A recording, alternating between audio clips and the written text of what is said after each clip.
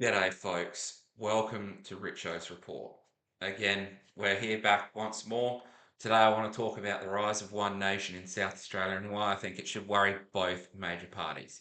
Because, yes, Labor won the 2026 South Australian election quite comfortably, and Peter Malinauskas and Labor came out with a very, very strong result. But if you only look at Labor's win, you miss the bigger picture. You miss the warning sign. You know, the real shock is what happened underneath that Labor victory. Statewide, Labor finished on a 37.5% of the vote and won 34 seats.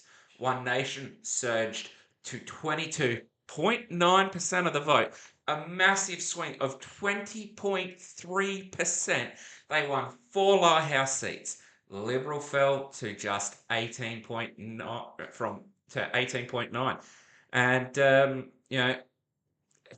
only got 5 seats. That is a real shock, especially for a major party like that. And it's huge. One Nation certainly did not win governance. They did not win in a landslide, but they became a serious force in the South Australian lower house almost overnight. And here's the part that should really worry the establishment. The Liberal Party, one of the two major parties of government, finished only 1 seat ahead of One Nation. 1 seat. This is a party that has been around for generations and they lost out big to the new upstart. It's not like the Greens, it's not like our other independents and our other small parties. This is a huge change.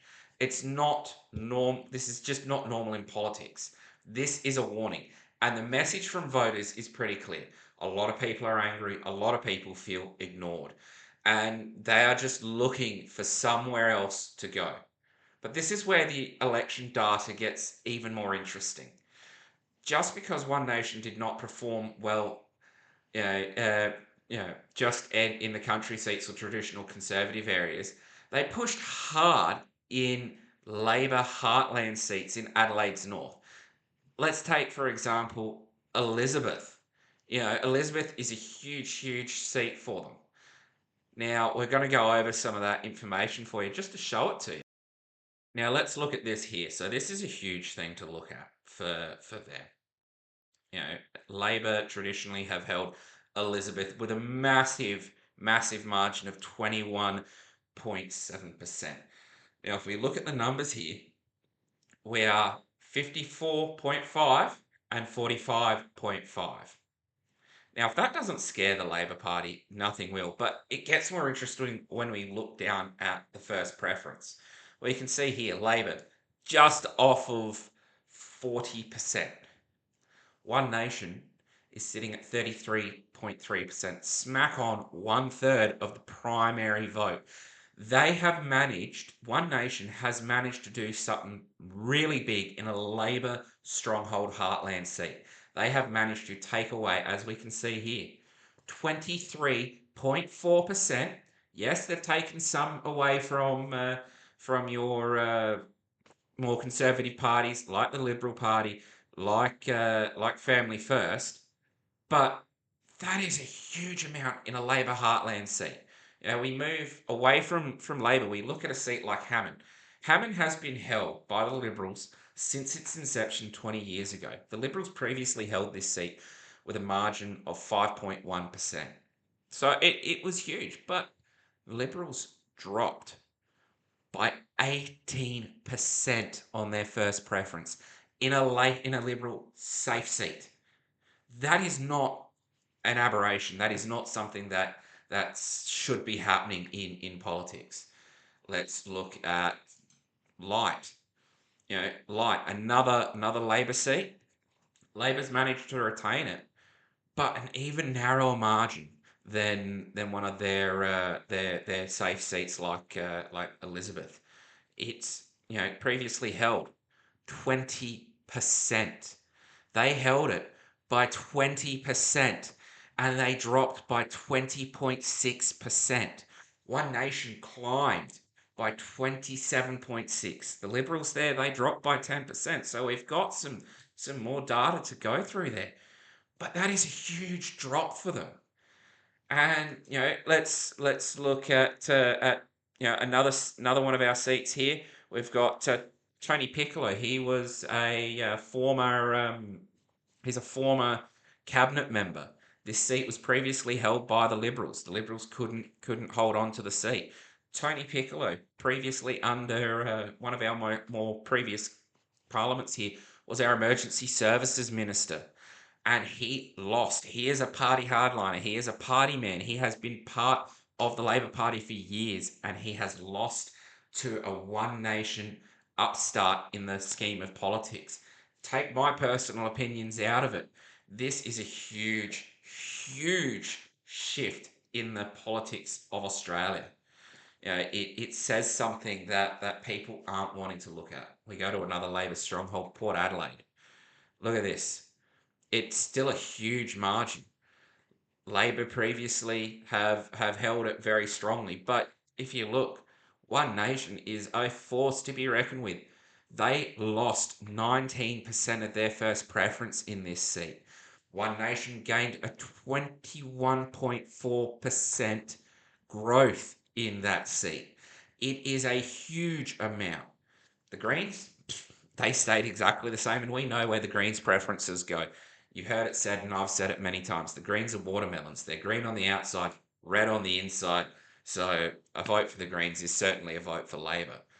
But it is something we need to keep a look on. Guys, it's huge for us when we see these things, because it means that the Labor Party is not as strong as they thought. And there are plenty of safe seats that went, and this is a massive political warning to them, because if One Nation can get into the mid 30s on first preferences in places like Elizabeth and Taylor, then Labor cannot just assume that these voters are locked in forever anymore. These are seats where Labor has always performed well and always done great. And it's a bigger problem for the Liberals. In some seats, the Liberal vote did not just fall, it totally collapsed. And that means voters who wanted to protest against Labor were not automatically voting Liberal anymore. It, a lot of them went One Nation instead. And that is the bigger issue. The old Labor versus Liberal battle did not really describe this election. Anthony Green pointed out that only 13 of South Australia's 47 lower house seats ended up as traditional Labor versus Liberal. Meanwhile, 26 of them ended up as Labor versus One Nation. It's a major shift.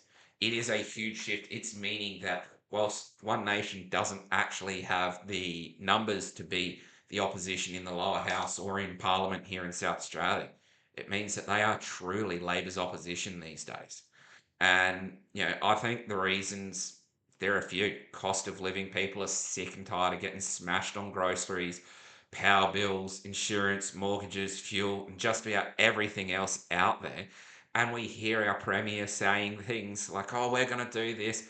And then we see him spending millions and millions of dollars on vanity projects like the new Live Golf. And when he gets questioned about it, what does he say? Well, you voted for me. That means you voted for this. He's so out of touch with the voter base these days. And it's going to hurt him, and it's going to hurt our state. You know, Take the politics out of it. If you don't think it's a good idea, cast your ballot when it's time. But you know, the One Nation are trying to propose a debt ceiling cap, which means that it takes an act of parliament for the treasurer to increase the budget and increase the debt for the state. Labor are going to push against it. The Greens are going to push against it.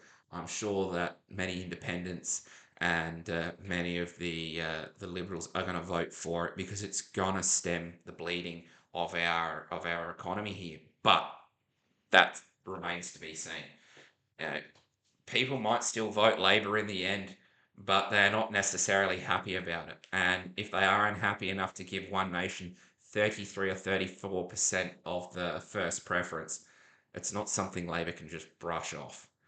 Third, let's look at the Liberal collapse that opened the door. In seats like Elizabeth and Taylor, the Liberal vote was not just weak, it was pretty much wiped out.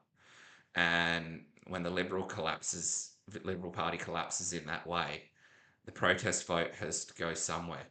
And this election, it went to One Nation. And that should scare the Liberals as well, because it shows that Conservative or anti-Labor voters are not just automatically coming back to them.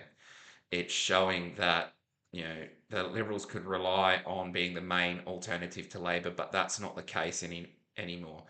It's now One Nation. This protest vote was against the political establishment and people being sick of the spin doctors and liking what One Nation said. And we heard it, if you're a South Australian, you heard it during the process. Oh, why are you voting for a Queenslander? Well, you're just talking about the head of the party. Well, we could say the same about Peter Malinowskis. Why are you voting for someone from New South Wales? Because that's where our Prime Minister comes from. So if that's the logic they want to use, that's the logic they want to use. They're just trying to cope with the fact that they don't have a stranglehold. And a lot of people voting for One Nation were just saying, I'm fed up with the major parties. I'm sick and tired of this, and I am sending a message in my way, which is to cast my ballot elsewhere and to push those parties out. It's turning anger, turning anger into votes is one thing. Turning that into a serious parliamentary performance is another. And that is what One Nation have managed to do here in South Australia. South Australia has done enough that across the country now, they have gone from being essentially an independent party of one or two people to enough that Pauline Hanson can push for formal minor party status recognition. If that doesn't scare the establishment, nothing will. And it means that they are just ostriches with their heads in their, well, I was going to say another word, but their heads in the sand. I'd like to say they got their heads up their rear end, but let's try to keep this a little bit nicer. Labor won the election, but One Nation's exposed the weakness under the surface. They can't just say vote for us because we're not Labor. It's not enough for the Liberals to do that anymore, because in some places voters looked at the Liberals and said, "Nah, I'm going to try somewhere else." I sit in one of those seats. I live in one of those seats that went, "Nah, we're going to try something else." And it's a shame to see a good politician go, but at the same time, it's time for a change. It's time for a shake up of the system. In South Australia, a big chunk of that anger for all of these feeling ignored went to One Nation. Next time in another state or a federal election, it could go somewhere else. So the rise of One Nation in South Australia is not just a story about Pauline Hanson's party. It's a story about trust. It's a story about frustration. It's a story about working class and outer suburban voters feeling like the major parties just don't care or listen anymore. And it's a story about how quickly safe seats can start looking uncomfortable. Labor won the election, but One Nation won the warning sign. And if the major parties do not start listening properly, South Australia might not be a one off. It might be a preview. I don't have a crystal ball, but my opinion, especially after Farah, is this is a preview to what we can see in 2028 and other states' elections in the upcoming years. That it is going to be a huge shift. Now, that's it from me. Let me know what you think in the comments. Was One Nation's rise in South Australia just a one-time protest, or is it a sign of how politics is heading? Uh, Thanks again. Thanks for watching Richo's report. I'll catch up with you on the next one.